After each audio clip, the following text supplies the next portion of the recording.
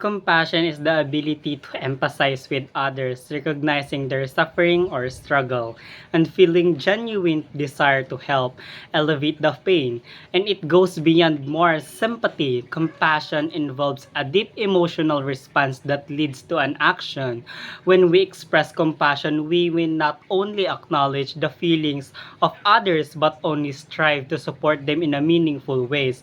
In terms of caring for the environment, compassion manifests through commitment to protect the earth and its ecosystem for well-being of both current and future generation.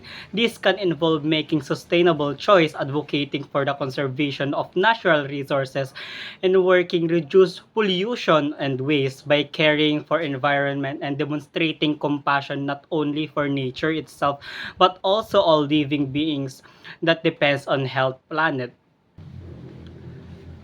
When it comes to fostering a compassionate community at Pan Pacific University, and beyond, communal discernment plays a crucial role. Communal discernment is the process by which a group engage in a thoughtful reflection, discussion that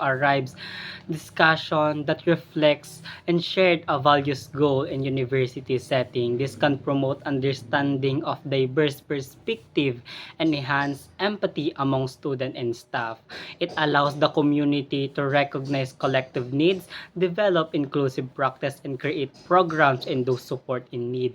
Beyond engaging communal discernment, we can collectively identify ways make our university and wider world more compassionate, ensuring that our action system from place shared responsibility and kindness.